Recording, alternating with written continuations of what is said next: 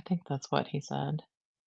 Hey, Marilyn, Madeline. I love those names. Sherry, Cherry, Betty, Tracy Smith.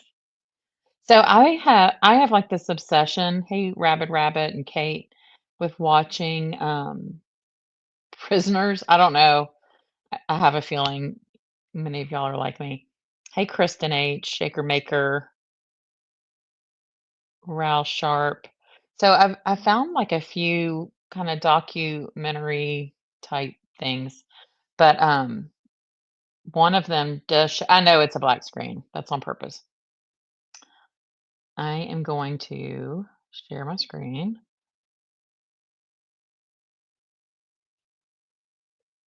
So I've got a few videos that I want to share with y'all. Um, None of them are terribly long, but I will go ahead and start this.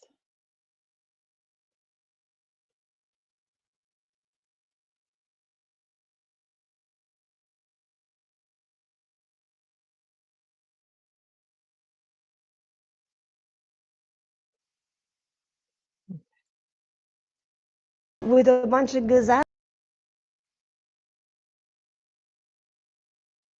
Hold on, it's trying to add this.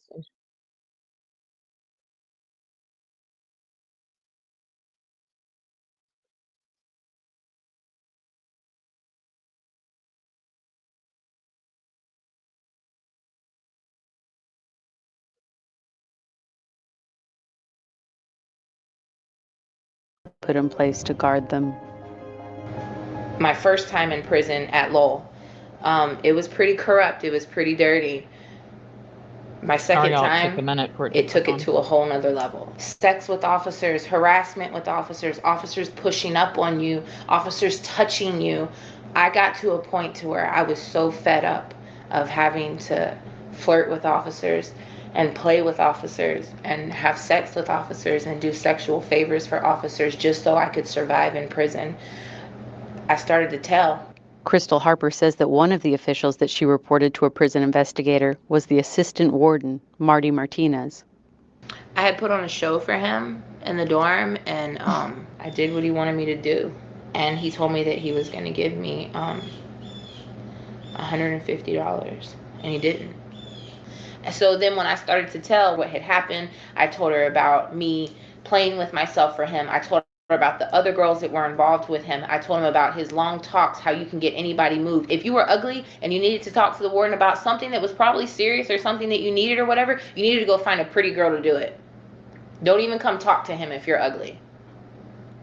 Harper was moved to Homestead Correctional to finish out her sentence. Assistant Warden Martinez, known to many of the female inmates as Marty and Daddy, was fired amid allegations of misconduct with inmates. When reached by phone and asked about the allegations, Martinez declined to comment.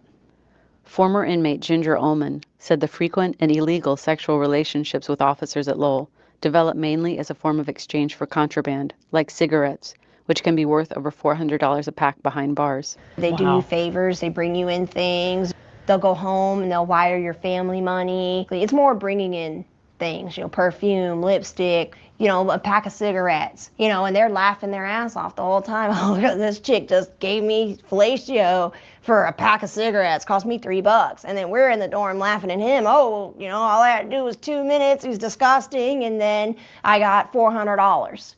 But like I said, it's a lose-lose situation for anybody involved in that. And then once you want to stop, you can't. Until he's done with you, you don't stop.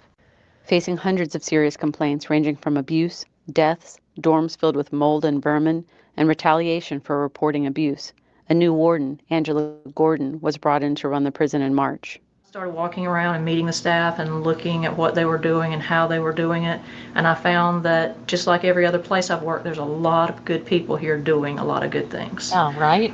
Why do you Do want we have perfume bad and apples? lipstick? I'm sure we do. I'm not doing every any favors for organization that. does, but the thing is, myself and my administration here in the department as a whole, we were stressing that that's not something that we're going to tolerate. If we find that a staff is doing something wrong, we're reporting it. we're letting it go through the process, and if it's determined that they are doing something, I agree then we're fully. utilizing the discipline process just as swiftly as we can to take care of that, up to and including termination in some cases. If you want to believe that, go ahead. I don't live in fantasy land. I wouldn't say that there's only a few bad apples, because the majority of them.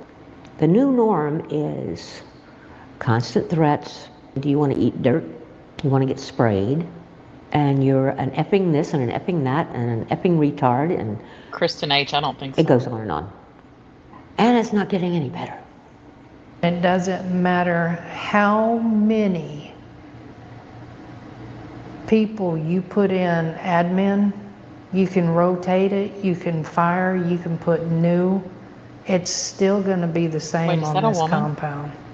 You got to take this place and shake it upside down and start brand new, or bring the feds in. The feds are the only ones that are going to shake this place up and make it run right. In 2006, the FDC hired an independent company to study prison operations and report on what needed fixing. The report that was issued focused on Lowell more than any other prison. It zeroed in on serious problems with staff offender sexual relations, unprofessional and demeaning interaction between staff and inmates, poor quality medical care, and an unusually high number of inmates on psychotropic medications. Recommendations were offered for making things right. Some inmates and staff say, and records suggest, the conditions may have worsened. The staff at Lowell, there's at least 40% that are corrupt, that are not doing the right thing. Baron Bergner transferred as a corrections officer from Madison Correctional to Lowell in 2009 and moved up the ranks to become a sergeant in 2012. Some of the corruption goes on from sex, drugs, money. I'm not having it glitchy. There was just all kinds of corruption at Lowell. I'm not doubting it either. In June, while I was out for surgery, I decided that it was time for myself to leave Lowell because I was tired of seeing all the corruption. I was tired of dealing with it, telling supervisors every day and day and night that there's dirty staff at Lowell and that they're not doing anything about it. A frequent complaint by current and former inmates alike is the lack of proper medical care at the prison. Tanya Yelvington spent 16 years at Lowell for a DUI manslaughter charge, a sentence that she says nearly cost her life due to inadequate medical treatment in prison. It's just totally inhumane. If you don't have a family member to fight your battles for you, you will die in the Department of Corrections because there is no medical. They do the least as possible. They will go to the lengths of letting you die or misdiagnose you to save the state money. In 2008, I felt a lump in my right breast. I went to medical, and because of my family history of breast cancer, I automatically wanted to have the biopsy. I felt the lump there. I had the lump 14 months before I ever got a biopsy. 14 months, and it went from a pea size to a golf ball size. It went from a 1 centimeter to a 2.5 centimeter, and it left my breast and went to my lymph nodes. He says, depending on treatment, you'll have 3 to 5 years to live. I'm sorry for that, having to tell you that, Ms. Yelvington. Yelvington had a double mastectomy while serving her time that left her horribly mutilated. She says that while recovering from the surgery, she contracted an infection that nearly killed her. Third world countries get better medical. I cannot handle this. There is no medical. There is none, and there never will be, because we're just a number to society. At least half of my complaints are medical related. Anything from inadequate care to not getting their medication in a timely manner. Oh, that'll be For Donna. the most part, through our grievance process, everything that I see, very few of them are actually found to be legitimate. And in the issues that I've had the families come to me with, when I go back to my medical department, I look and they list for me everything that's been done. They're doing their jobs. It may not be exactly what the inmate thinks that they should be getting, but the inmates are receiving care for the most part. Gordon believes the medical and abuse complaints don't give the full picture of Lowell, and that the rules and structure put in place are important for the inmates and staff alike. I was thinking that too. They're here because they broke the rules in the free world. And if they continue to come into the prison system and be allowed to continue to break the rules, they haven't learned anything. So yes, we do have a discipline process. Yes, we enforce the rules. Is it a hellhole? Is it the worst thing in the world? No, ma'am. It is not in any way. Just I don't because know. you make a bad choice or a bad decision or whatever it is that puts you in prison, it doesn't mean that you're an animal. It doesn't mean that you can't be treated humane. It doesn't mean that you're a piece of meat. What needs to happen is that even if you go to prison, whatever your reason is, that you're going to be okay while you're in there and you have the chance to get out and be okay. It's so corrupt and on such a large scale. I don't know if it's fixable. In all honesty, I don't know if there's a way to eliminate it. I wish it would change for the staff and for the inmates, but honestly, I just don't see it in the near future. I think it's going to take a lot to change it. Because it's a cesspool of inhumanity. And how they can lay their head down at night and sleep knowing that this is going on. I don't know how they do it. How do you do that? How? I don't understand.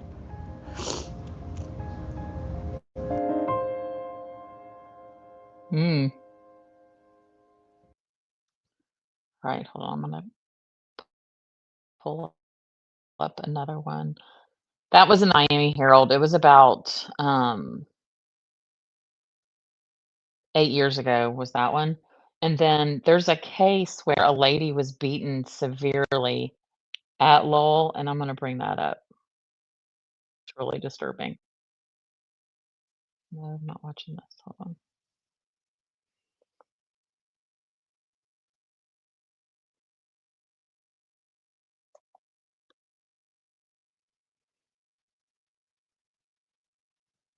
Just a minute while I get the other video up.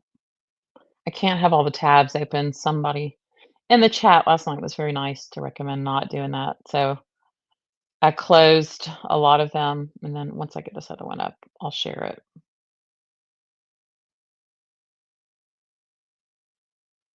Thanks for pressing like. Yeah, the woman was paralyzed. I'm gonna show y'all. She was cleaning toilets. Just give me a second. And she couldn't do anymore. It's really bad.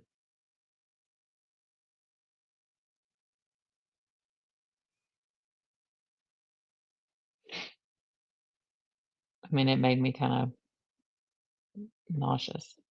And then there's another girl that talks about her first day, that she was transferred from county jail to the reception center, so I thought we could watch that too. Um, just give me a second. I had them bookmarked, but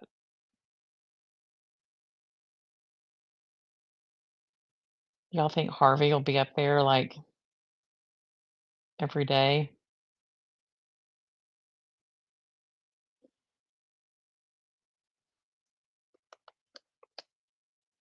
I don't see Donna surviving it. I know that people say she's healthy and all that, but I think if you give up your will to live, it's done. That's my opinion, but I just don't see Donna making it.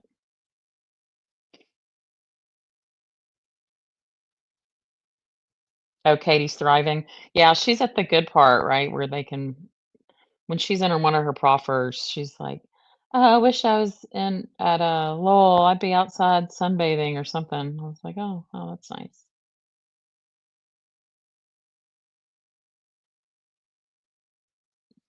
Sorry, I'm trying to pull up the right one.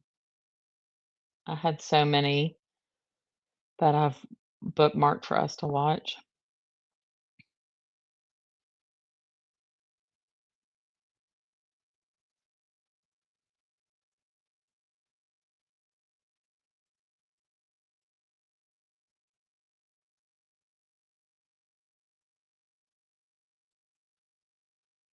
I think that's good.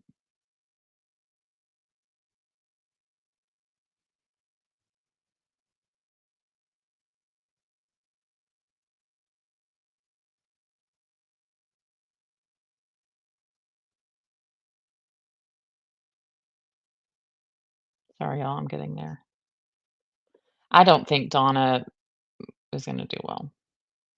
I'm just saying.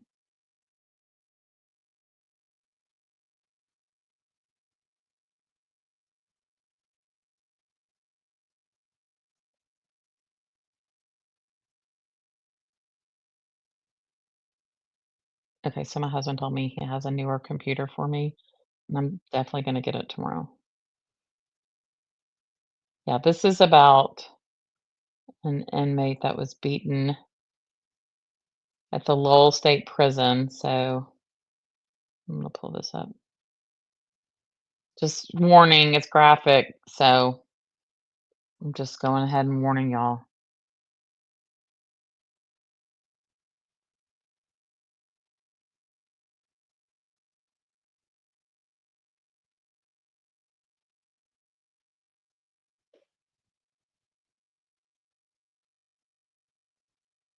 Around the ground, causing eyewitnesses to believe that the officers were beating a dead inmate. According to this federal lawsuit, settled for $4.6 million with the Department of Corrections. No. Hi, are you Janice? Yeah. Well,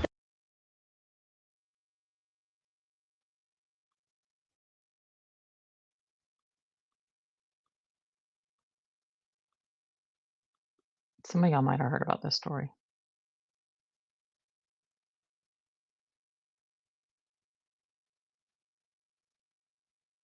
Correctional institution, which is about an hour outside of Orlando, because this is the scene of where everything happened. We got a tip about this when it happened to Cheryl Wymore, and the details of what was being described to me really seemed unimaginable. It piqued my interest, and that's why I started digging into this story to try to figure out what and why an inmate would be beat to the point where they are now paraplegic. Lowell Correctional Institution is the largest prison for women in the country. Most of the corrections officers here are men. they're on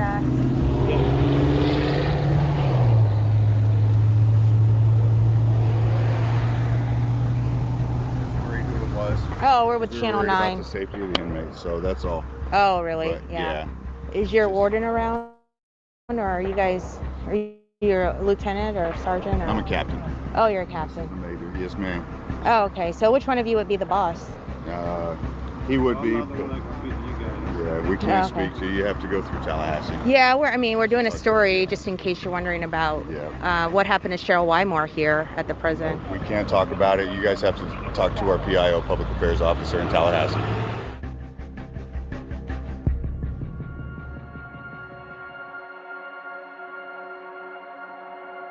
We made the drive to Fort Walton because we wanted to hear Cheryl Wymore's story from Cheryl Wymore. And she was released from the Department of Corrections early to a rehab center because she now requires 24/7 care because of her condition. And so we get here, and we're probably about 2.5 hours out from Fort Walton, and we get a call from the rehab center, and they said Cheryl's not here. So we're thinking, what happened? And it turns out she had to be rushed to the hospital in the overnight hours because she suffered an infection, which is a result of her permanent paraplegic state, a state she's only in because she was beaten by prison guards. The lieutenant said, "Get on your knees and get in there and finish that toilet." I said, "I can't." And so Cheryl was determined to do the interview with us. She wanted to share her story. So she allowed us to move forward with hearing from her. And it's very emotional. All I see in front of me is a brick wall. A brick wall. And all I remember is my head went flying through. Imagine she's handcuffed from behind, her head bobbled around the ground, causing eyewitnesses to believe that the officers were beating a dead inmate. According to this federal lawsuit, she settled for $4.6 million with the Department of Corrections. Hi, are you Janice? Yeah. $4 million. Well, thanks for doing this. We Thank you. made the trip up to the Panhandle yesterday. How is she? You know, it was not what I expected. You know, it's I'm seeing pictures. Janice Spears left Lowell after 15 years at various state prisons and is now an inmate advocate. We paid Cheryl Weimer, but we haven't held anyone accountable. This is ridiculous. We have national issues that people are held accountable. What are we waiting for? Why isn't this a precedent? Why isn't it important? What was your breaking point? Why did you leave?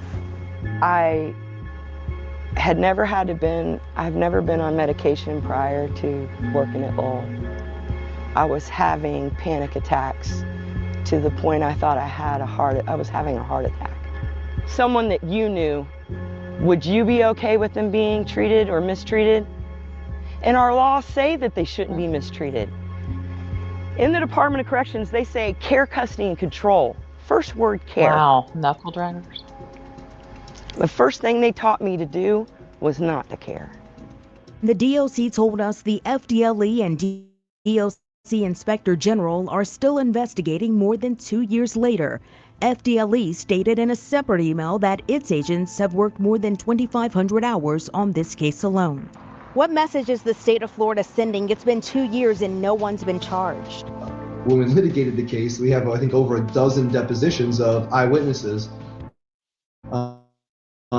who all professed to have seen what happened, testified to it, and we provided those to FDLE. I hate every minute of it. It's like a slap in my face. One of the officers accused of beating Cheryl, Keith Turner, was arrested on unrelated charges 3 months later. The other, Ryan Dion, was hired even though he had previously been accused of beating his girlfriend, though the case was dropped because she refused to cooperate. And he continued to work at Lowell until 8 days after the DOC settled the case with Cheryl. We have a system clearly in place to address every criminal act or allegation of criminal act of a staff member. These depositions show both officers invoked the Fifth Amendment when questioned about how Cheryl ended up like this. And I remember telling my source, like, you've got to give me some proof that this actually happened because the details were so horrific. And he got me more proof. And that's when I started asking a lot of questions. A lot of times when you're trying to tell stories about people who are serving time in prison, it's hard to convince people why everyone should care. And the first thing that comes to mind when I think about Cheryl Weimer right now is that she is someone's daughter, she is someone's wife, she is someone's friend, and she will never ever be able to have the same quality of life that she would have had this not happened to her. She is paralyzed for the rest of her life. Her case manager explained strict rules govern how she can use the settlement money that even Cheryl tells us she'd give back in a heartbeat. She has to be fed. You have to brush her teeth. You have to give her a bath. You have to wash her hair for her. You have to roll her around in the bed because she does not have any dexterity in her upper extremities, even though she does have that is feeling pure hell now. right there. She can't use them. God, if I could just clean that last toilet, I wouldn't be here today. But I can't help. Yesterday is gone. And I can't change it. I'm broken. I'm bound. I can't change it. God, God, if I could change it, I would.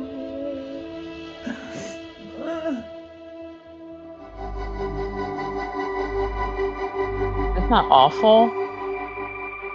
Oh. Okay. I cannot even imagine. I bet she wishes she didn't make it. Did you notice too when the reporter was out there when the guys that work at the prison when they were stopping them, they had like little signs that they had made, I guess the prison had made, and it said like $1,000 sign on bonus. I mean, we know that they're desperate to find help. I'm just going to remove this off the stage while I get the other one.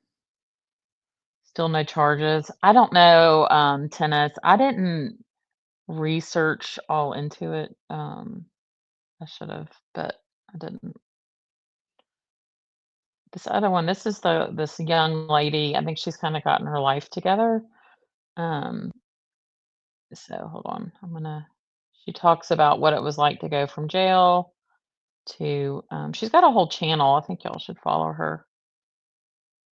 It's called Words of This Life.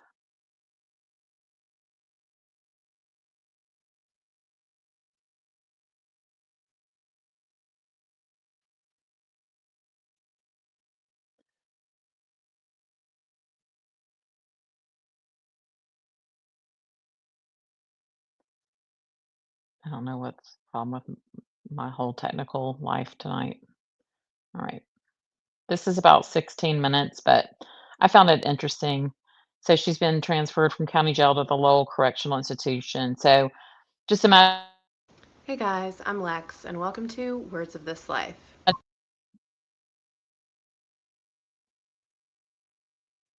The Cheryl, I'll find the date. I'll let you know.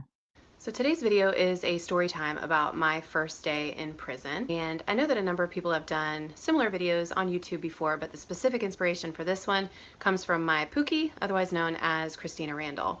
And I know a number of you found my channel through her channel, but if you don't know who she is and you've never watched any of her videos, click on the link in the description box to her channel.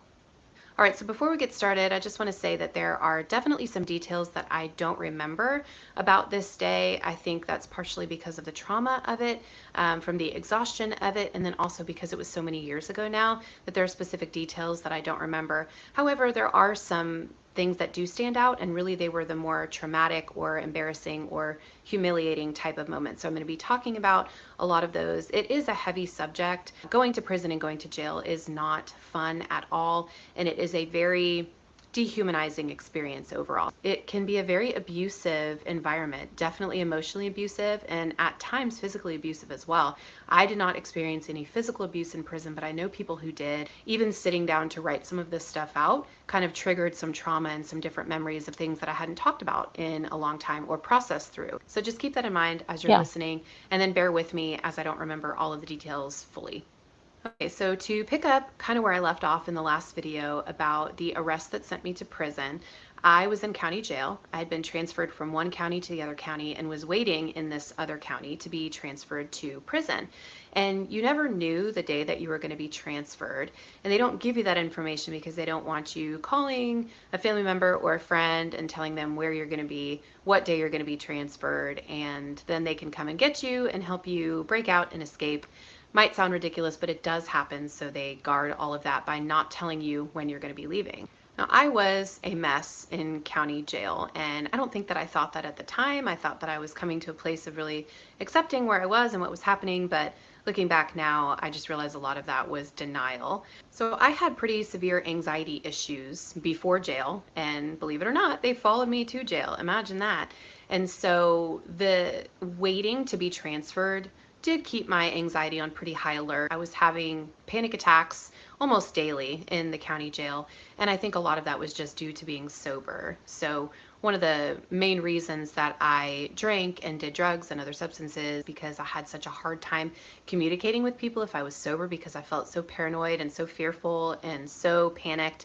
And so in the absence of those things, I had a really hard time communicating with people. And so even sitting in a group of people and being asked a question was enough for me to just basically go off the deep end and have to walk away crying and hyperventilating because I couldn't handle it. And so yeah, waiting to be picked up and taken to this next season of my life was definitely hard. There was a lot of just being in limbo and waiting for your day to roll around.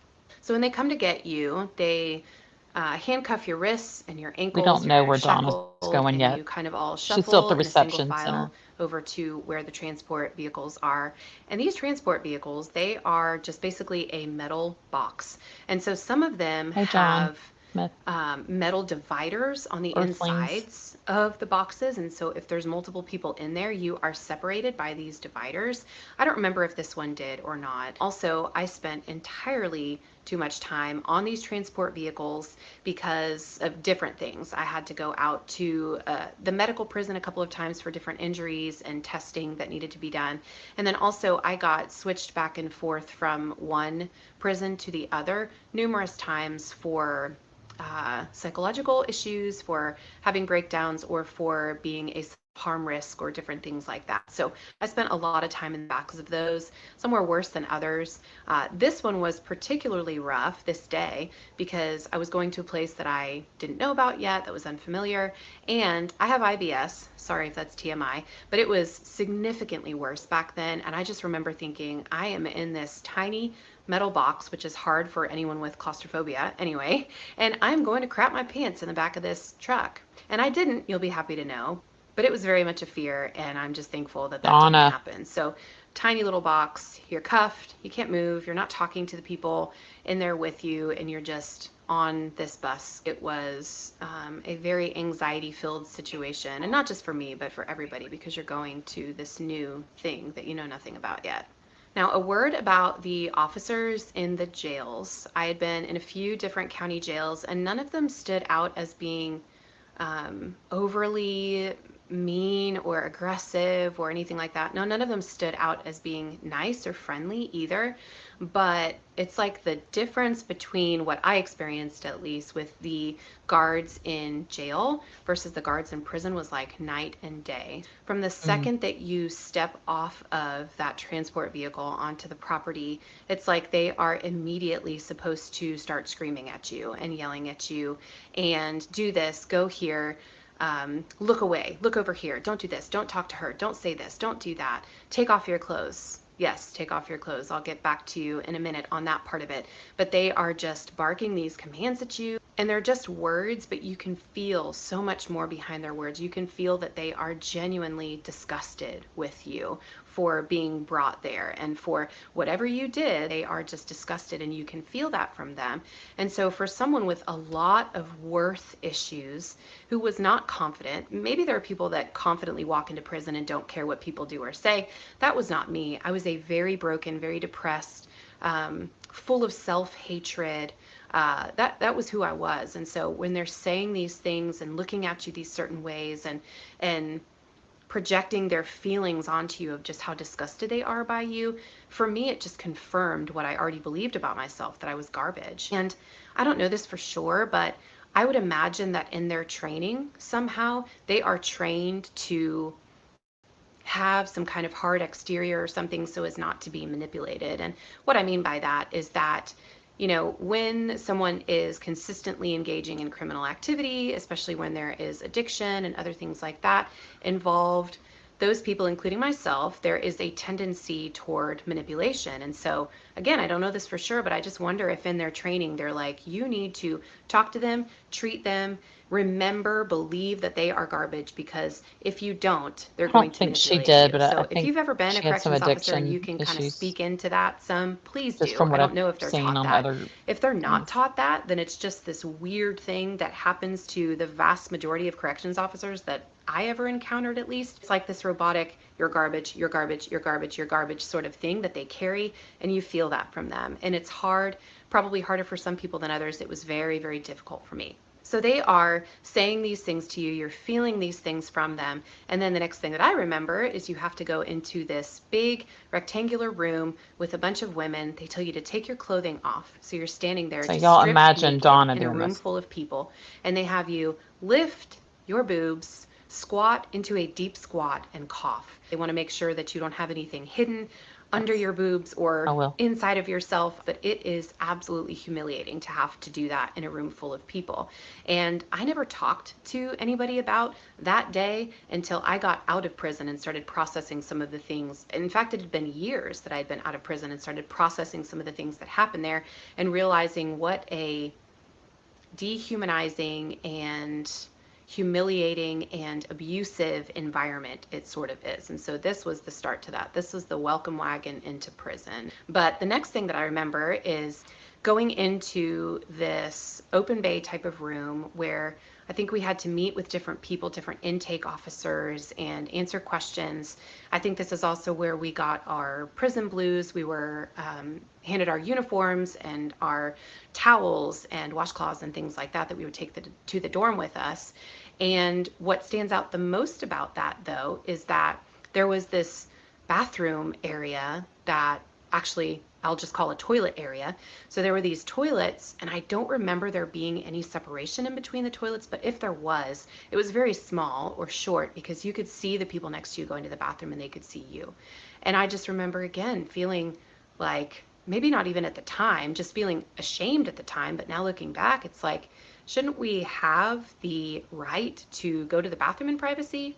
Well, no, you shouldn't, because you're a criminal and you shouldn't have that right. The next thing that I remember after that is the walk from the intake area to the dorm that I was going to be staying in. And I have never actually seen Orange is the New Black for personal reasons. I just have decided not to watch it.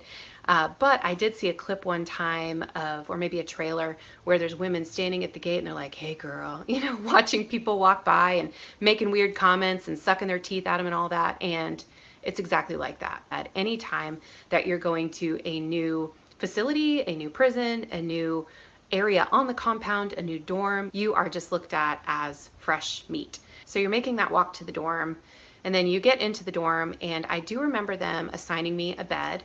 I remember going to my bed, and then the next thing that I remember after that is count time. So count time happens, I believe, 5 times a day, at least in the state of Florida. I don't know if it's like that everywhere else, but they count you. You have to sit on your bed with your ID showing, and you have to let them know that you are who you're supposed to be and that you're in the bed that you're supposed to be in, and they go around and count and make sure that everybody's in the right place and that everybody's the right person.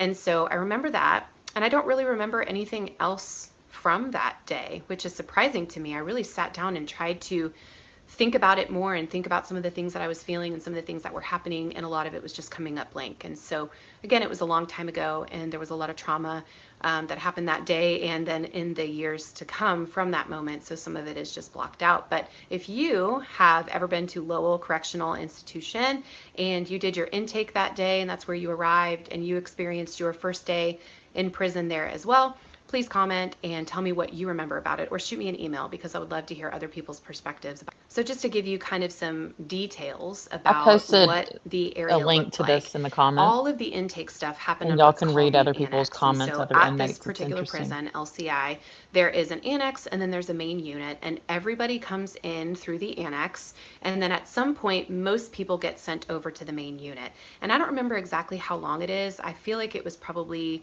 2 weeks, maybe a month. I do know that it was long enough for me to get my super ridiculously long butt length bleach blonde hair put in microplaits. So I had hundreds of these tiny little microplaits, and I don't remember how long that took, but I'm imagining that Thanks, I Jen. waited there for at least a few weeks before getting moved on to the next area. And so our day-to-day there looked like getting up, eating, going to walk around this little, I was going to say track, but it's definitely not a track. It's the perimeter of the fence, and we would just go walk around that like a track. Let me just say that that's not the perimeter of the actual prison, because you will be shot if you go up to that one. So this was not that. This was the dorm, the intake dorm that I was in, had some pavilions outside and then a little field area, and then it was all fenced in and separated from the other dorms that were on the annex. Now also on the annex was the solitary confinement building, which was huge, and death row. As I mentioned before, when I was shipped back and forth from between these two different prisons, I ended up in solitary confinement. Anytime that you were a risk to yourself for That'll be self-harm Donna. or a risk to That'll be someone else, Donna. they would put you in solitary confinement. So I had a few of those experiences there as well. So all of that was on the annex side. And then I think there was a medical dorm over there as well for people that had terminal diseases or communicable diseases, things like that. They were kept in a separate part. Most of my time in that dorm was not super memorable. I do remember one time when I tried to give myself a tattoo with pencil lead, and I also remember a time that I went and ran around that track thing that I mentioned so many times that I threw up and hyperventilated. because I'm not a runner. So I don't know what got into me that day. I don't know if I was trying to be cool. I don't know if I wanted to get some endorphins flowing. I don't know what the deal was, but I thought that I would just go run around. And I don't remember how many times I did, but it made me very, very sick. So when they come to get you to take you to the main unit, you have been assigned to a new dorm, and on the annex part, at the intake, everybody is together, adults and YOs, which I'll explain that in just a second. Once you get to the other side, then you are separated into different dorms, and there's a bunch of adult dorms, and then there is one YO dorm, youth offender dorm, or at least at this particular prison, there was one YO dorm. And so you are with people that are mostly 21 and under.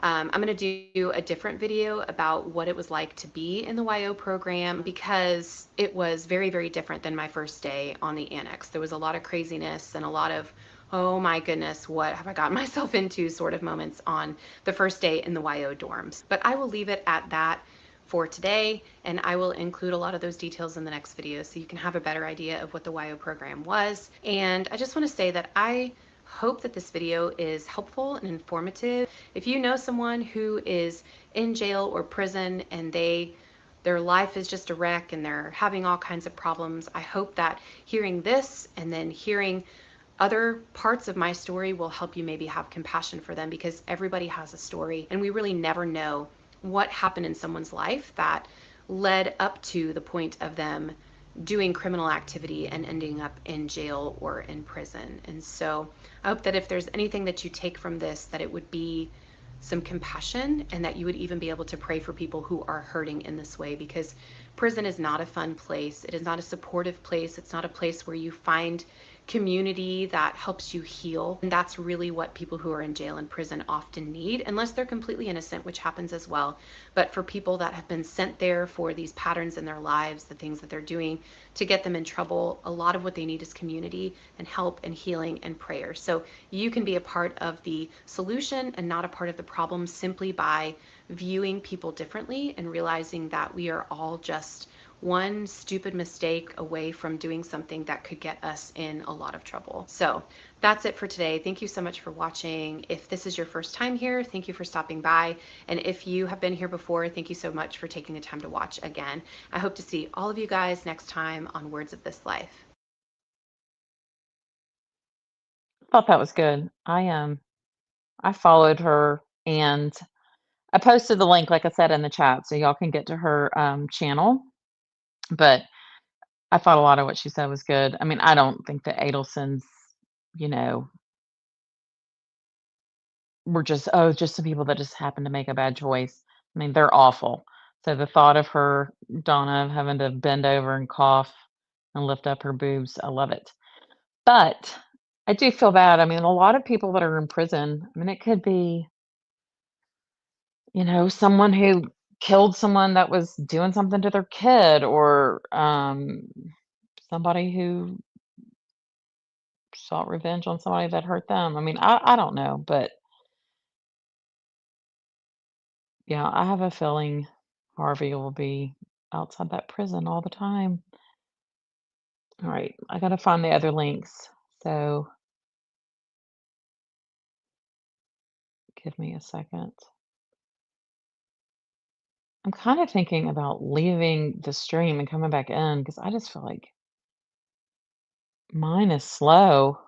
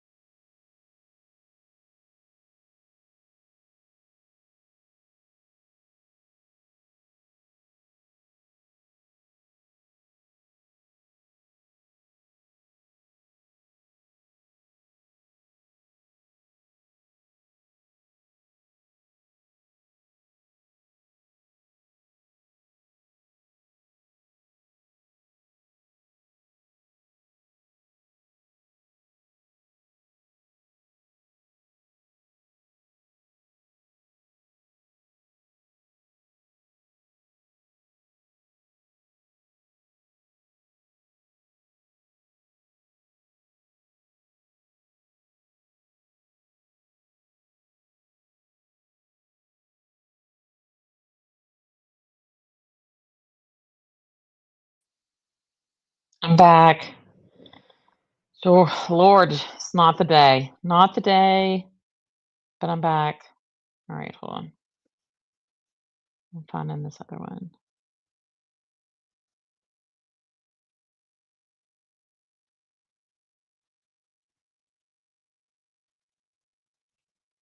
Hmm.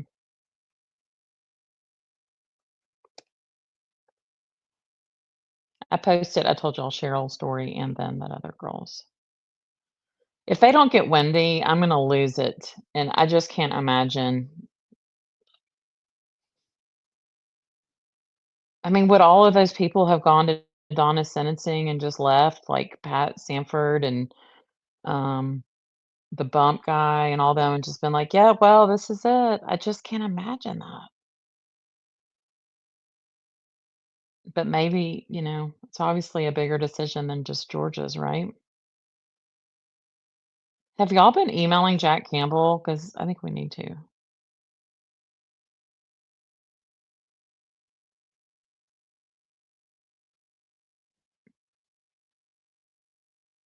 I'm just curious. All right. Here is another one. This lady did 11 years in prison, and she is going to share. I mean, I think she like records this on a cell phone. I just keep thinking about Donna doing all this. Maybe they'll protect Donna like a grandma, We'll see.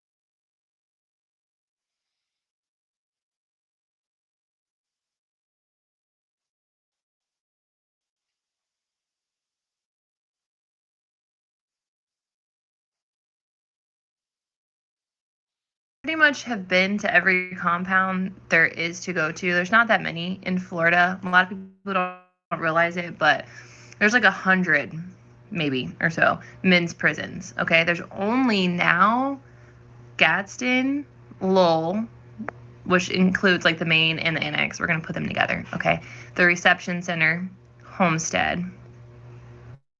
4. Okay, there used to be Hernando. And then, like, before all that, there used to be another place called So Broward. There used only to be 4 women's Hillsboro. prisons? Okay, but those ones are shut down now, and the Hernando one is a men's prison, which was a big deal when that happened. But anyways, so there was just somebody, like, running up the stairs behind me. But anyways, so... Yeah, I'll sign it. Okay, sorry, there was, like, a lot going on. But anyways, so there's only 4, right, women's prisons in Florida, and I've seen them all.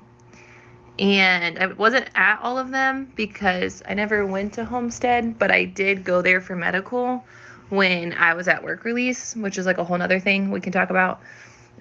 Terrible and great time in my life. Terrible because you're half in, half out. Like, you're half free.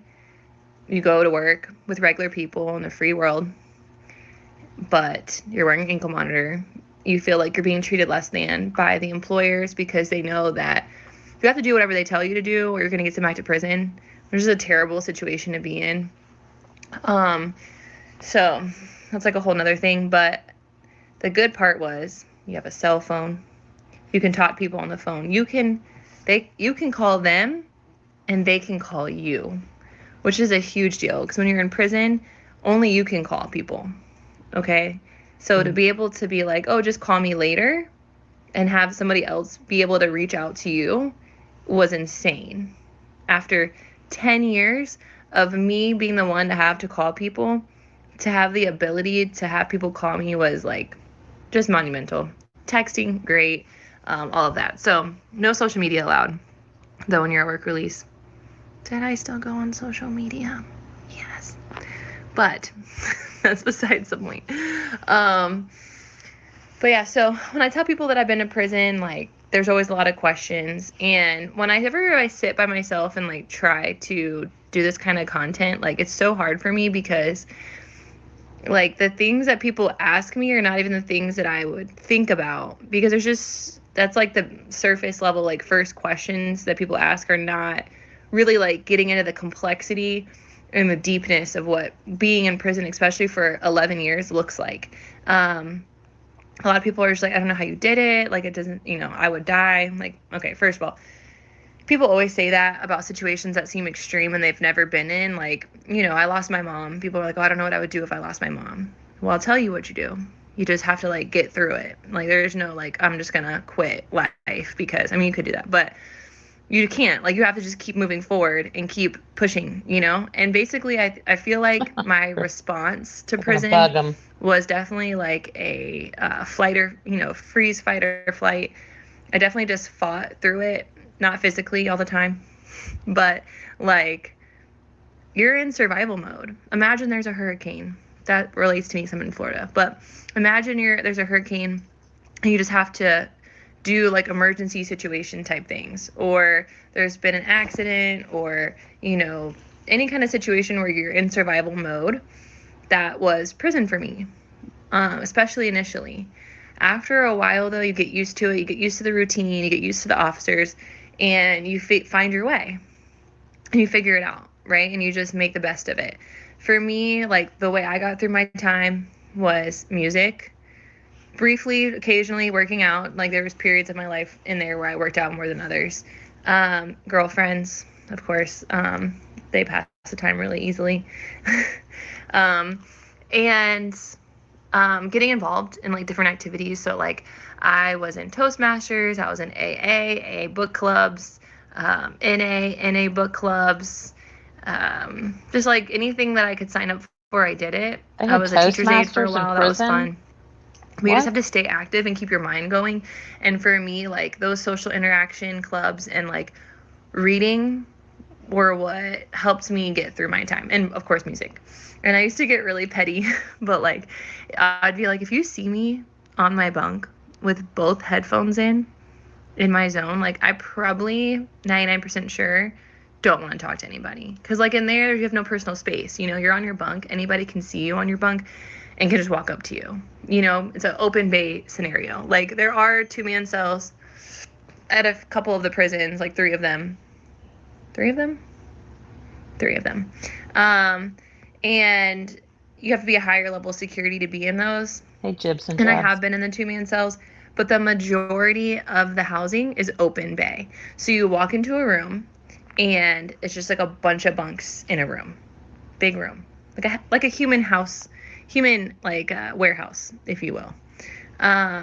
Which I will take you guys back to my first day in prison and like how I thought and felt that day, because I didn't know that's what it was going to be like. I didn't think otherwise, because county jail is like that too, but I also still kind of had this preconceived notion in my head what prison looked like, and it's like in the movies, like the 2-man cells and all of that, and it's just not what it was. And like, so anyways, you have no privacy. And so whenever you're going through something, or like you just need some you time where you're just alone, you don't have that.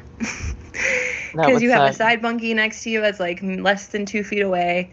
You have your bunkie above you or below you, depending, and there just is no privacy. And so I would just hope, and pray that people would understand that if I have both my headphones in, that I really just don't want to talk, and just want to like be by myself. But some people get the social cues, and then some people still want to come up and ask you for a scoop of creamer or some sugars or something, and like, or come vent to you about their day. Which, that is one good thing about women's prison, is like, we do have each other to talk to. Whereas I don't know if men really like, I don't really see them in there just really, I don't know, maybe they do, but I just really don't see them in there like supporting each other and like talking about their kids and everything. I'm sure they do, but I just don't think it's to the same level that women do. But hey, correct me if I'm wrong. I don't know. I wasn't there. I wasn't in men's prison. So, just from the stories I hear though, it just sounds like a different kind of experience. But yeah, so people ask me like, what did you do? What was it like? And basically it was like doing the same thing over and over again. Very Groundhog's Day. But you know what? The guards do keep it interesting. They like to switch up the rules out of nowhere. I was even at a compound where they switched up count time, which count time, generally speaking, happens at the same exact time every day. So like Monday through Friday, you have your 7:30 a.m. count. That's the very first count of the day. It's like kind of deemed like the most important one besides like your last count of the day, because that's the count where you have to be up, your bed needs to be made, inspection ready, and it's just how you start the day is that 7:30 count. Okay, boom. Then you have your next count at 12:30. At your afternoon count. Some compounds like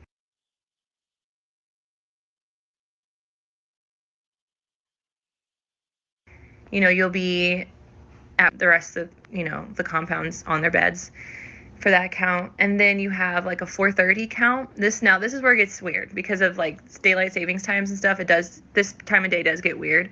But 4:30 count generally. Okay, sometimes it's 3:30. It just depends where you're at, what's going on. And then you have a 7:30 count, and then master roster count at 10. Now, you kind of like rely on these counts. You plan your whole day around the counts. You know where you're going to be at between them, during them. Like you kind of base your day around them, okay? And count, in case you don't know, could be like 5 minutes. In a perfect world, I just don't understand why it's not 5 minutes. Like 5 minutes is what I feel like count should be, and what I feel like any normal human being would imagine count is. But it's at least 30 minutes, at least, and can go up for hours. Hours that you're stuck on your bed, generally, most of the time, for these counts. And you're really not supposed to be doing anything during them. No talking, no eating, no writing. Like, depending on where you are at, like, there has been times where you weren't allowed to have anything out on your bed during count, which is insane, because you've got me on my bed for hours with nothing productive to do, and I'm not allowed to talk to anybody. It's like really set. Can y'all imagine Donna? I mean, think about it. Like, I cannot even imagine. Can y'all hear me? Yeah. I'm gonna pull up. Count as long because inmates don't listen. Interesting. I can just see Donna just throwing a fit, y'all. Mm, we'll see. And then the other video I found, it's like the most dangerous women inmates in the country. And I just find it all fascinating because it'll be interesting. Like, is Donna going to be able to manipulate these people? I don't think so. I mean, we saw how well that went for her at Leon County. So, which reminds me, I think I mentioned this the other night. Why don't they go ahead and charge Harvey with something? The video was shaky. I don't know. About to throw this computer to the wall. But Harvey was paying off Drina or whatever. I mean, isn't that worth a charge?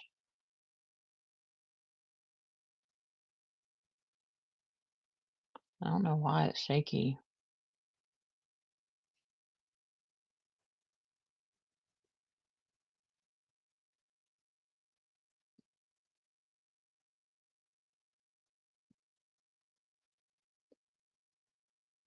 The last video was, I think, filmed on her cell phone, so that was probably why it looked different.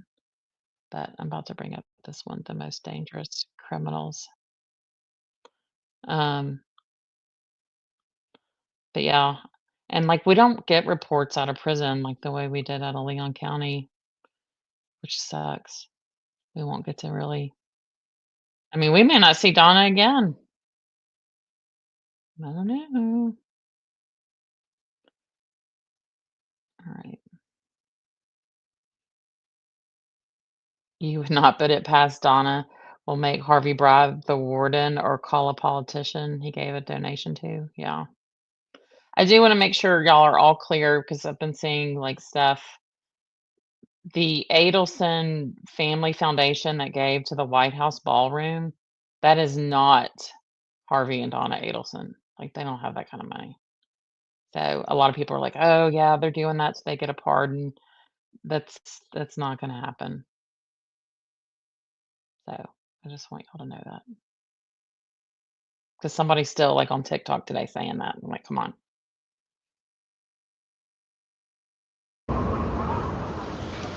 What was the hardest thing to adjust to when you first came into this prison? I've always naively, I guess, thought that women were the gentler sex, that the weaker sex. That's what society wants us to believe. And the fact that women can stab a man to death 40 times, I find that incomprehensible.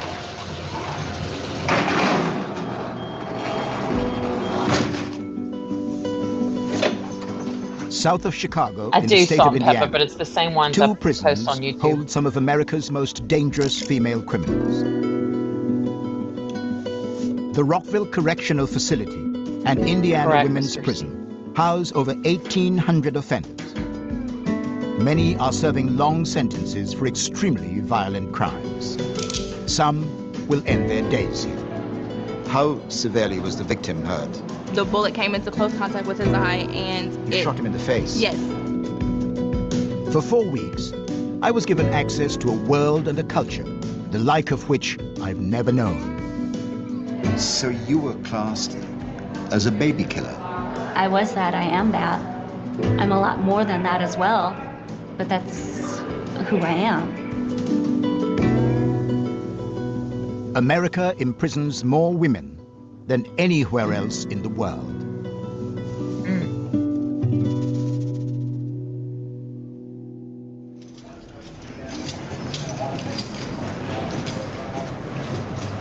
This is Indiana Women's Prison. My escort, Sergeant McPherson, is taking me to meet the most notorious inmate in the state, a convicted double murderer. Thank you. You're welcome. And Sergeant, we're heading now to the Administrative Segregation Unit. This unit is where our disciplinary offenders are. This is what you call like a punishment for them. We put them here to give them time to think about what they've done and to clear up their negative behavior.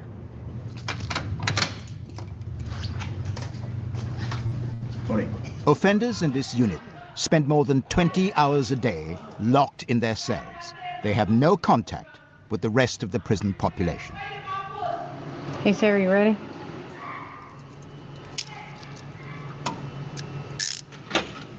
Sarah Pender has been in this segregation unit for nearly 5 years. Are you talking to me, Pamela? Yeah, the readers. I like them big. This is punishment not for the double murder for which she was convicted, but for an incident in 2008 which made headline news across the country. Why do you think they have given you this long sentence, as it were, in segregation unit? Because I embarrassed them. How did you embarrass them? Well, I escaped from what was supposed to be a maximum security prison. How did you do that? An officer aided me. In what way? This is a little embarrassing. I think we know.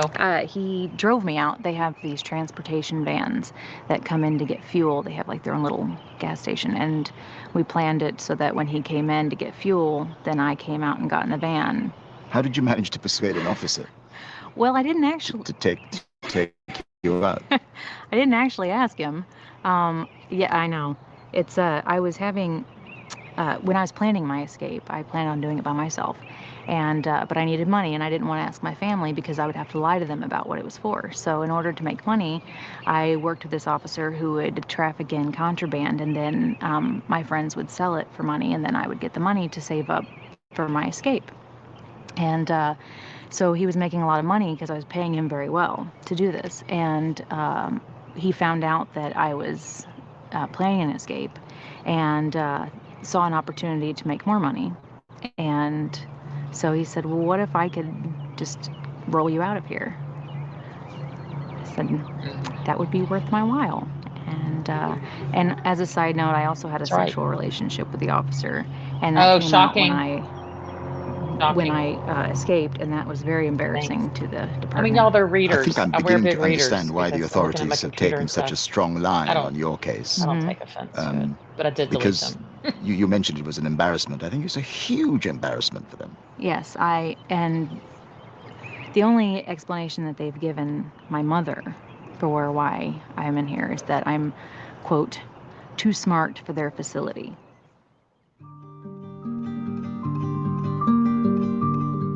This is the Rockville Correctional Facility, from which Sarah Pender escaped in 2008. She was on the run for more than 4 months and was labeled America's Most Wanted Woman. 4 months is pretty impressive. Leading the way back to Indiana, 2 state troopers and an unmarked police car, bringing convicted murderer and prison escapee Sarah Jo Pender back to an Indiana state prison. Pender has been on the run from police since escaping from the Rockville Correctional Facility last August. She'll have no contact with the outside. Yeah, No phone calls, no visits, and we'll minimize her contact even with staff internally.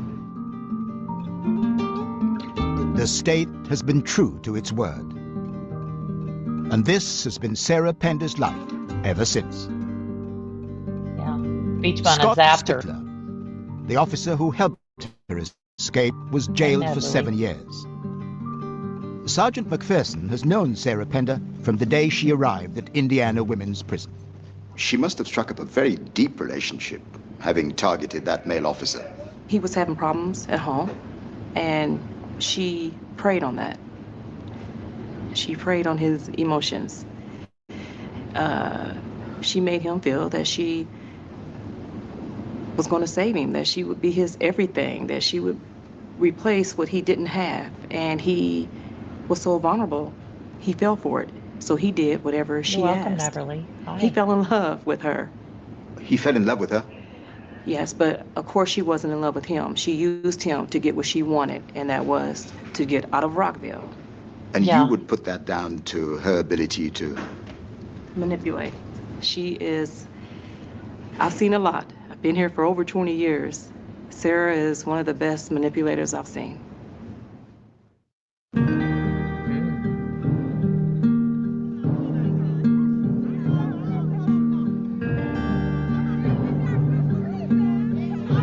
Out in the general population, prisoners must conform to strictly regimented days.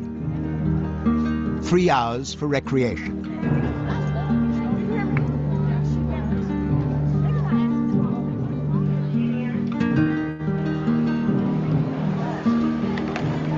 "15-minute sittings for meals. Is it stopping for y'all? It's still playing for me.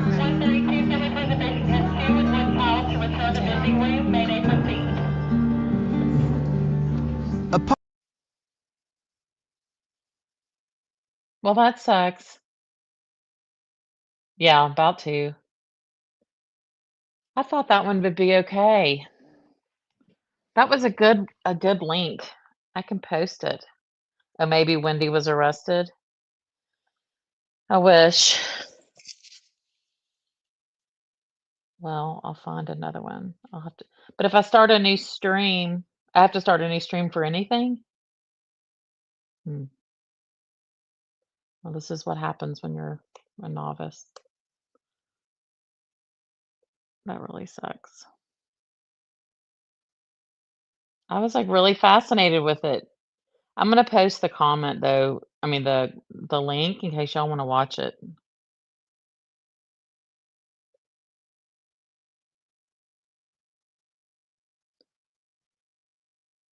It's all Wendy's fault. Yeah. I know something I was gonna show y'all.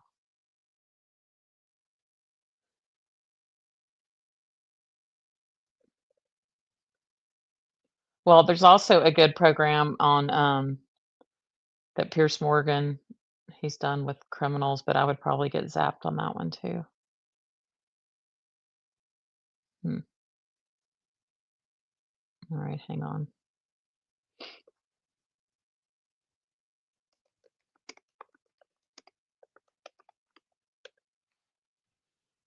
I really wanted to share that.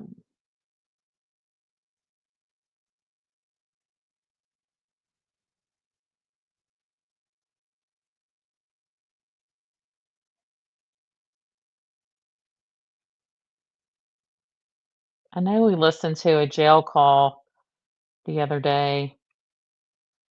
I don't think we finished it. It was it was Charlie and Donna.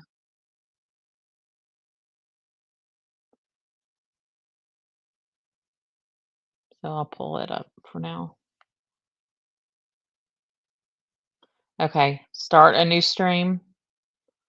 Are y'all saying it doesn't work? Let's see what happened.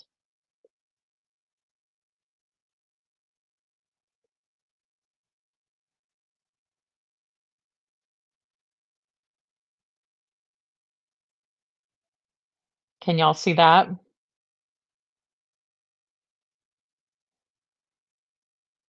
I'm picking up where we left off the other night on this. The turtles. It's weird. It's almost like an out of body. I felt like it was out of body experience while I was doing that. Like, just, you know what I'm saying? Like it just. I do. I was there with you. Like I was there, but I just feel like I just felt like this was like I was literally cherishing every moment. More so than I should have been for you, especially with my kid. Yeah.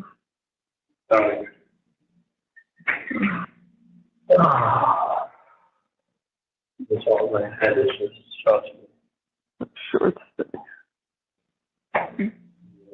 I want you guys to take care of yourself because I honestly I don't have much else to manage my life with now. Worse if something happens to you guys. I know,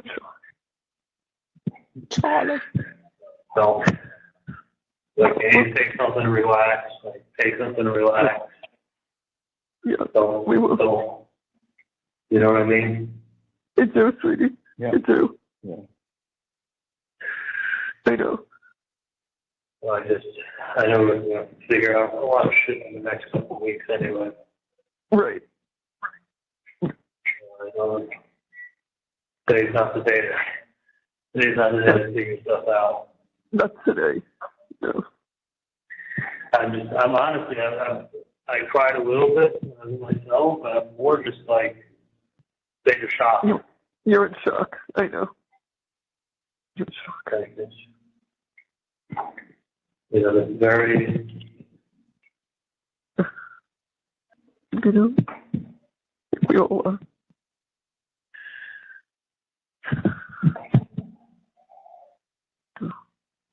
I mean, I just hope. Just. Yeah, talking about. What's that? I was just going to say. Yeah. Just hang in there, please, because. Yeah. Things might change. No.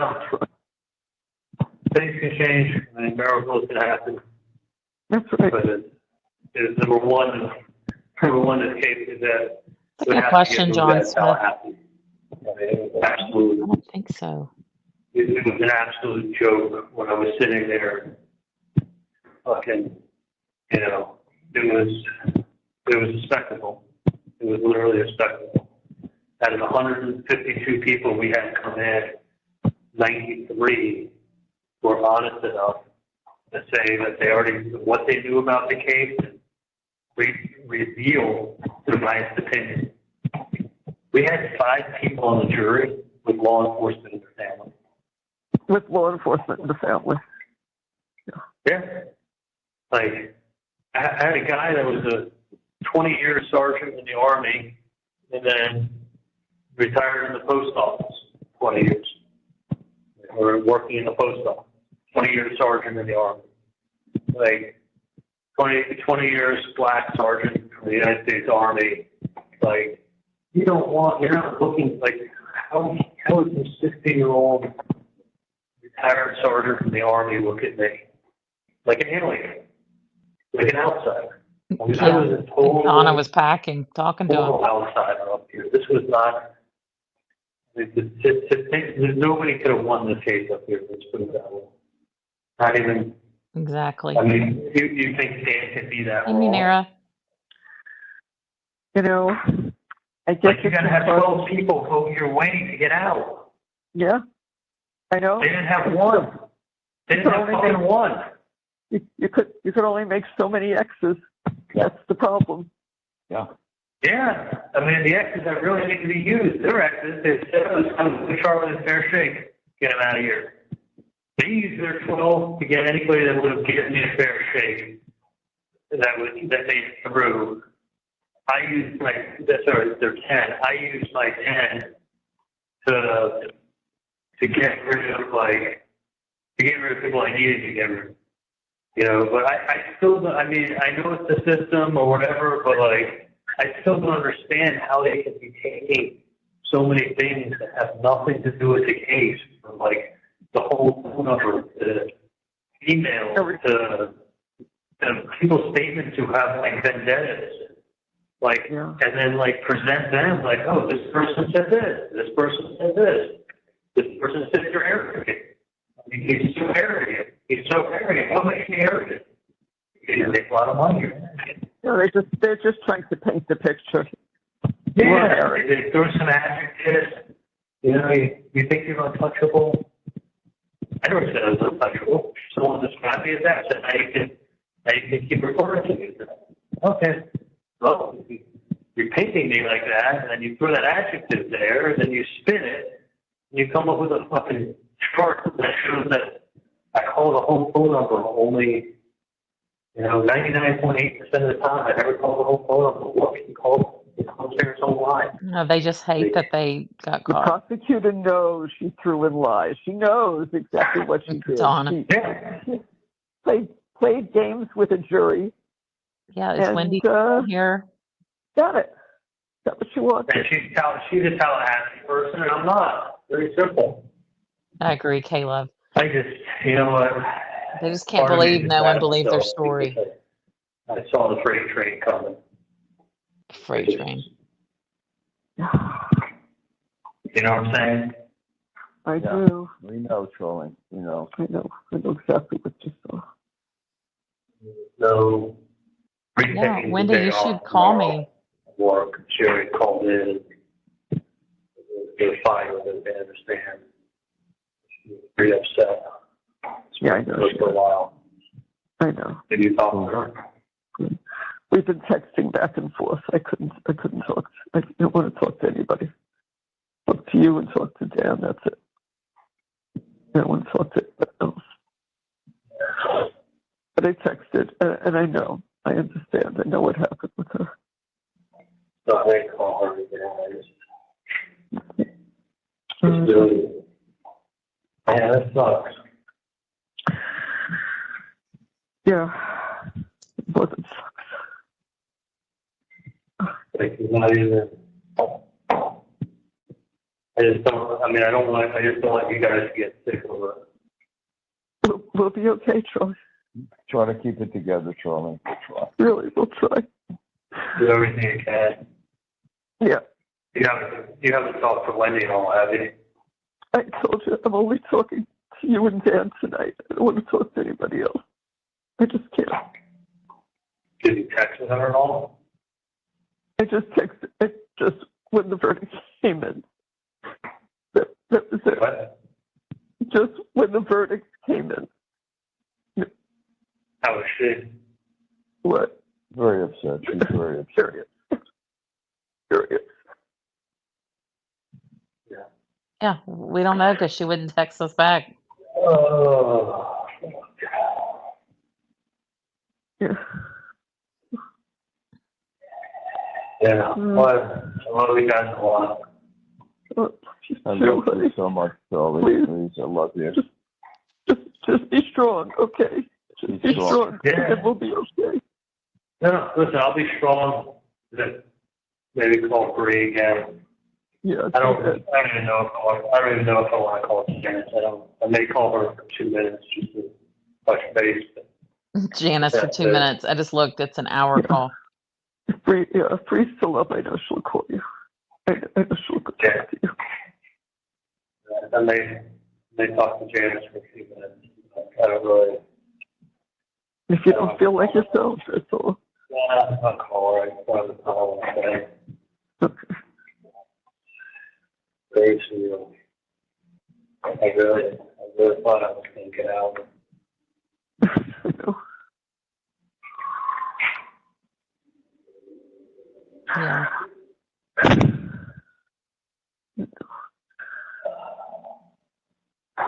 What else is going on?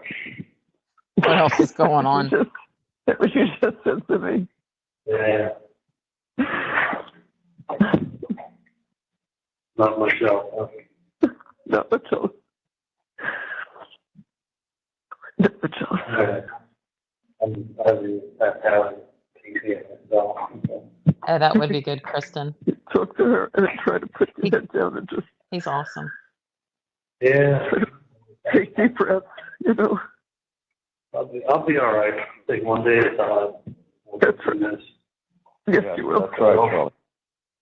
I hope I'll get to see you guys soon at some point. I hope so too. Yeah. I hope so too. No, I will. It'll be not as soon as I want it, but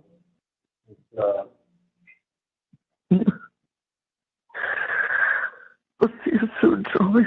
We'll talk every day. We'll see you soon. See you soon. Talk to you guys every day and just, you know, what priorities do is I just want to take care of Rome as best I can. We'll make sure that happens. And have faith, because there's a chance that this is going to change. So just have faith, okay? Yeah, no, I do. And listen, you never know. You know, it just has, in order for it to change, it definitely has to be out of Tallahassee. The jury selection was a sham. It was a sham, actually. It's a sham. It was a sham, and like, put it this way, if I would have known that she was going to be able to do what she was doing with, you know, making the case about text messages and emails and Jeff McCall statements and Ryan Fitzpatrick statements and, you know, make a whole case out of it. Jesus. I mean, I did not think that. The lying was so obvious. I don't understand why they couldn't see it. I mean, what are they saying she lied about? Well, it's not that. I mean, look, she wrote a book. You think anyone on there has read a book in the last year? I mean, I didn't even read Lynn's book, but like, how many people on that? I mean, like, someone writes a book. I mean, Be strong. What she all over Lululemon tank top. I mean, she was putting down Tallahassee in her book. She was foreshadowing some place that they were stuck in. Like, if you took out 90% of what she was saying was just utter fluff. Like, it was just painting a picture. I mean, you trust me, this was not, she wasn't putting on a trial, she was putting on a show. You know, I mean, I thought it was going to be more fact-based than like show-making. Fact-based. Yeah. Only one side had facts. The other side was just blatant nonsense and lies. Yeah. Yeah. That's evidence. What about the text message where I said there's 5 reasons why Wendy shouldn't buy a house in Tallahassee? How about the one is that a house is a pain in the ass?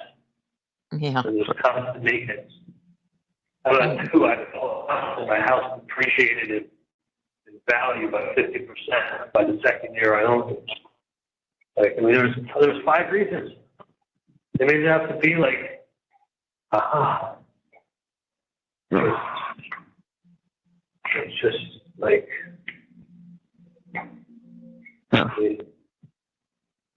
they didn't look at anything. I'm sorry? They didn't look at anything that they had done, to be honest with you. It was nothing. I mean, it's really a sinful. He presented well. He did a great job. I mean, there's no complaints on that, on that part angry. at all. Nothing. No, I know he worked hard. There's no doubt. This case was never going to be more than Tallahassee. Never was this case into one trial. That's the only thing I can tell you that's positive, 100% positive. I just kind of, I didn't expect that from the prosecution. You know, No, I thought it was all the show. It's such a joke with no evidence what she could pull off. It's just because that's what they wanted. That's what they wanted. Well, listen, they painted a picture, and people hated you from the picture they painted, and that made the rest very easy. Shameful.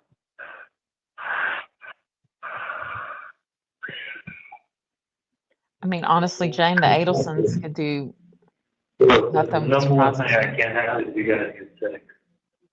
You, I promise. I promise we'll be okay. you take, Yeah. take Atrazine, We're going to Vietnam. take a deep breath, Yes. relax. It's not worth it. Take a little less. You might as well take a little more. Just try to relax. We will. We will. Yeah, I love you guys very much.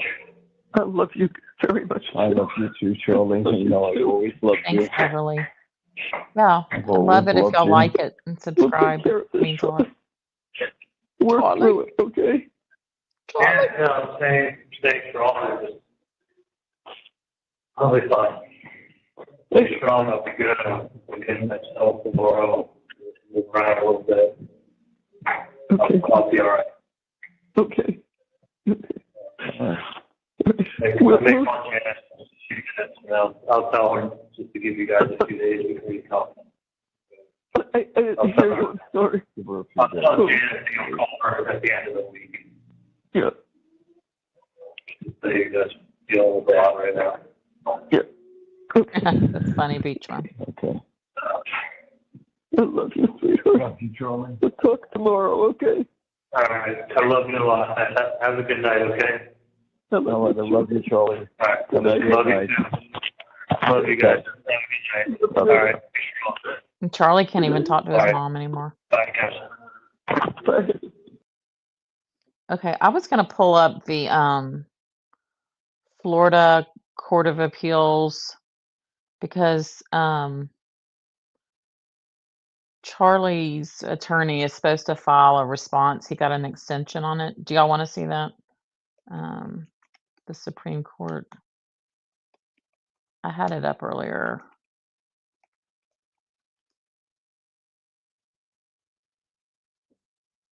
Let's see what y'all are saying.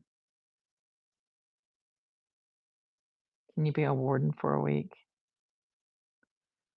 Yeah, they didn't go to little Charlie's trial. I mean, Charlie had nobody at sentencing or his trial. And look, I know he's a POS, but that's kind of sad. Okay. Have y'all ever seen this?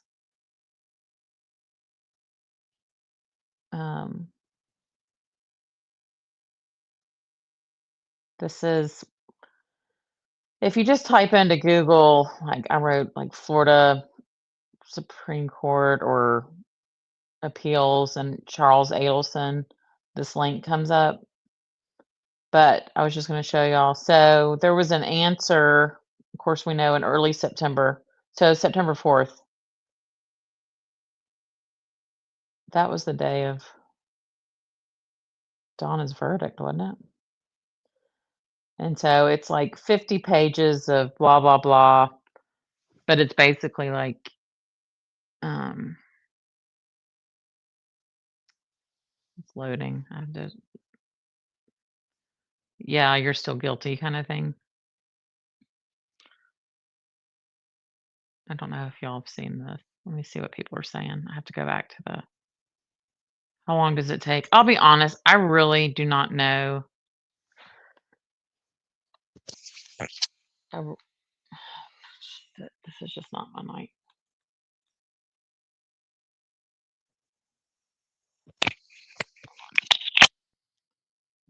Can y'all hear me? Hopefully. Yeah, this is Ufferman. Yeah, this is Ufferman.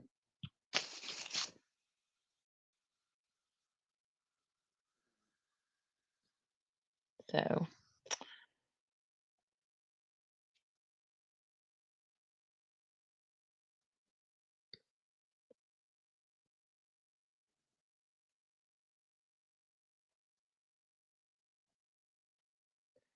basically, I mean, it's like 57 pages of blah blah blah, but I could never be a appellate attorney. It's really, really, really boring. Let me get all the way to the bottom. But then he was supposed to issue a response. I don't know how long they have, like 30 days, but he's asked for an extension and they granted it to him. And they said Efferman will have a response by November 5th. So we're just like 5 or 6 days away. I can't wait to hear what it says, but I'm scrolling through this. I don't know if this interests any of y'all, but I just thought I'd kind of show y'all. Sometimes people just don't show you like how you pull up this stuff. It's really not hard. But down here, it says any Florida jury would have convicted Charles Adelson for effectuating the murder of Daniel Markel. Adelson was an essential link between Markel and the man who killed him, Sigfredo Garcia. Catherine McManawa was the other essential link between Garcia and Markel, and her testimony explained how Adelson was the driving force that caused Markel's death. Adelson's text messages and phone calls could not have changed the outcome of his trial. This court should affirm Adelson's convictions for first-degree murder, conspiracy to commit murder, and solicitation to commit murder. All right, so that was the, that's what it was ruled or whatever. Now let's go, let me pull up another tab. So that was September 4th, and then I'll pull this up, I'll share it.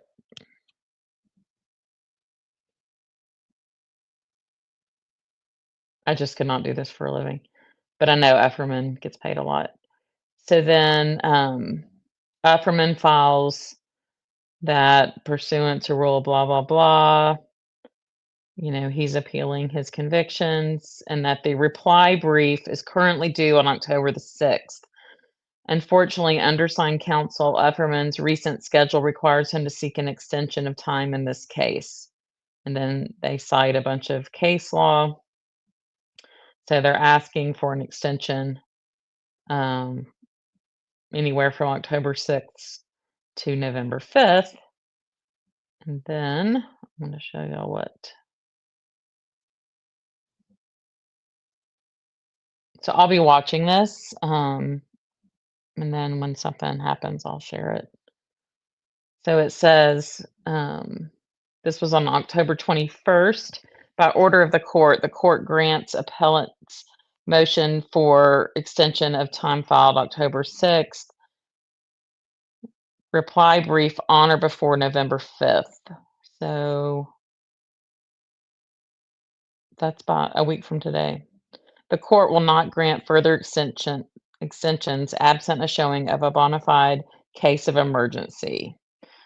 So yeah, get your popcorn. We'll get to see what happens, but I just thought I'd share that. I mean, it's nothing real exciting, but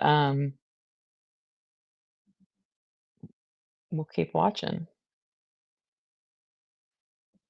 Let's see. I don't know what y'all are there even transcript of Wendy's interview? Like she said on the stand that she read them, it felt untrue. Yeah, I think they do have transcripts of all that. Of course, then she, you know, disputes, thinks there's errors in transcripts, and that's when Georgia, oh boy. Let's see. You remain hopeful that Charlie will roll on Wendy after his appeals are through. Doesn't it just take a few more years, though? I feel like the appeals thing goes on forever.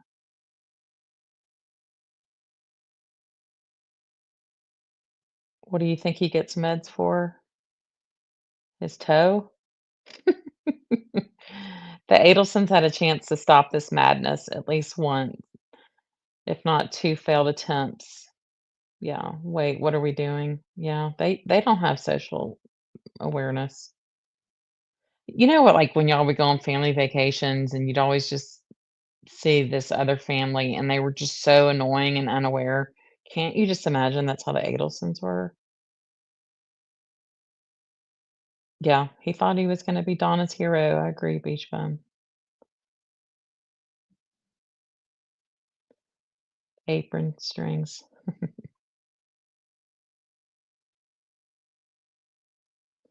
Love you, honey bunny. Melanie Little yelled at the screen and said, "Your interview is all of the tubes of you." Oh, is that what she said? I missed that.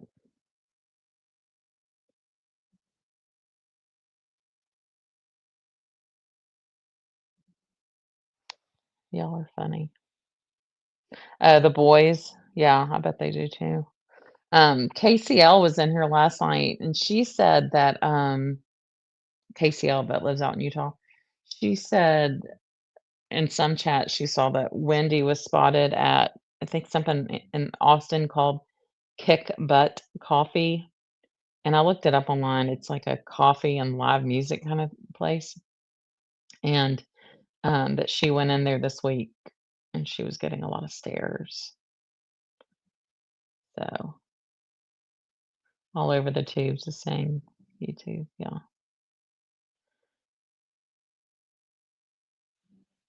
Yeah, I mean, their social media, it's gotta be hopping, and they're on their 3rd last name. Mm-mm, so sad. Well, I'm really sorry that the jail or the prison documentary didn't work. I was a little worried about it, but I thought it'd be okay. What happens once, Furman files the appeal? I don't know, then I guess then does the state have another 30 days? I mean, how long can they go back and forth? Are there any attorneys here that know? Oh, thanks, Neverly.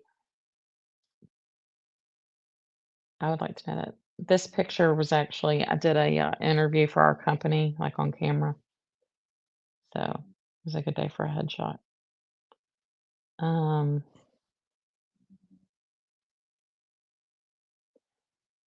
yeah, does anybody know about the appeals? I'm really curious. I mean, the boys, are they really gonna sit here and go, "Okay, so my uncle went to prison and my grandmother, so did they get it wrong on 2 things?" No, and it didn't seem like Wendy was at all defending Charlie in Donna's trial. I mean, she was kind of admitting it, it felt like. So, how Wendy explained it, yeah. Well, Uncle Charlie was being really silly and hanging out with scary people. God, I hate how she talks.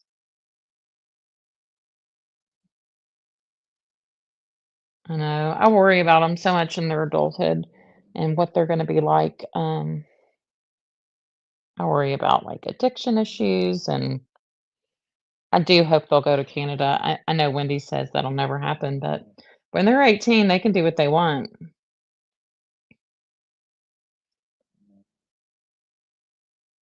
See, what is this? Oh, the ISOM interview. During Wendy's ISOM interview, I think she panicked when ISOM said he knows she has lots of friends and wanting to know how they found her because she was paranoid. Yeah, yeah. Wait, how do you know that? Mhm. Yeah, it was weird. And that Sarah was so fangirling. I still can't believe her when she came into trial. What does this say? Jill should shave her hair so she could go get coffee. That's funny. Yeah, well, her hair is nappy looking. I bet she wears a lot of ball caps. That's gonna be my guess. Just send Charlie pics of Wendy living life. Maybe that'll make him fess up the truth. He's gotta be pissed. Yeah, bad people do bad things. Was she incognito? Yeah, I don't know. I mean, I'm just guessing people kind of know who she is now, or probably have known. From what I'm understanding, people have known. Oh, that's a good, yeah, Raul. People in the know should set up a 1-800 number for the boys. I mean, look, they have social media accounts. I know other YouTubers have said, "Oh no, she locks it all down." They have social media accounts. So I don't know if she knows that, but I mean, they're 15 and 16. You're not going to be able to prevent that. All right. Well, I'm glad we got a good look at the prison, but anything else before the back of Wendy's head at Donna's trial? Did she roll out of the SUV into the courtroom? I know, it looks so bad. It's like she doesn't even attempt to do the back at all. I'm sure Wendy Kill is cracking up inappropriate jokes about her mom and brother being convicted. Mhm. She looked medicated. Yeah, she had a bad eyebrow job too, and bad lip liner.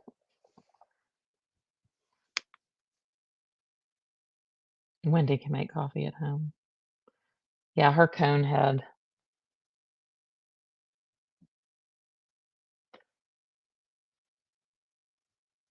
When Charlie was on trial and her socializing. I know, so that was September of '23, and then I think his trial started in October of '23.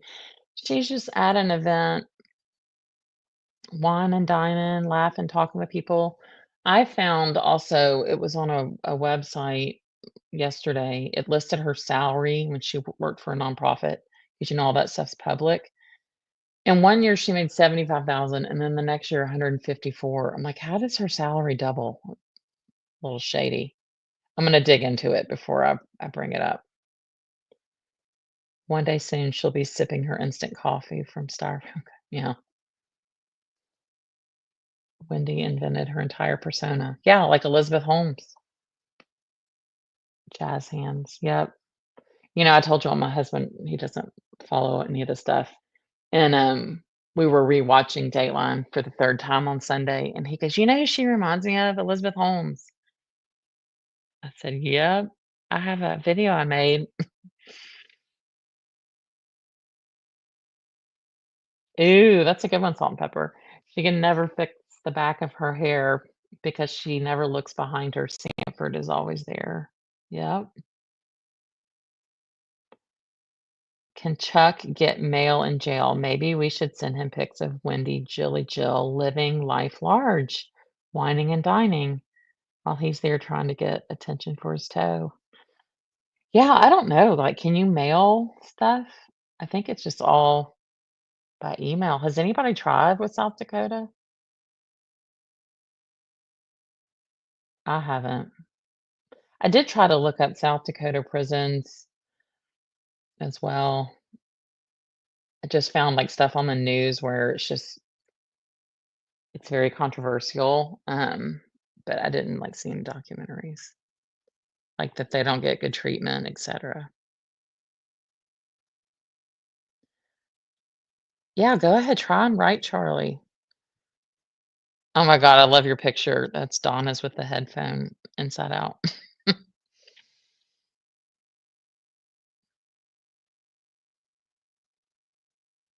All mail will be checked and read first, regardless. Yeah, what a day it will be when she's arrested. I know. I just I hope I'm told fast. Wendy on her back too much. Yeah.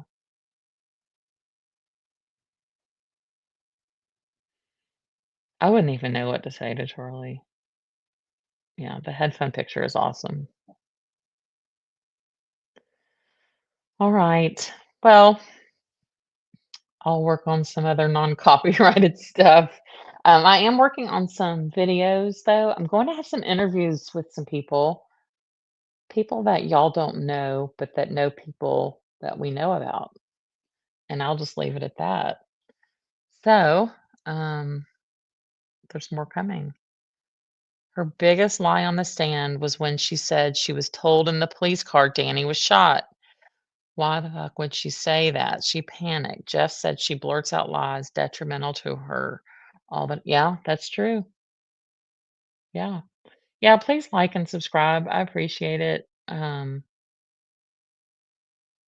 Share the page, whatever. Bob Wednesday. Yeah, I'm telling you, Wendy has redefined hump day for everybody. All right, everyone. Y'all have an awesome night, a great rest of the week, and I'll talk with you soon. Bye.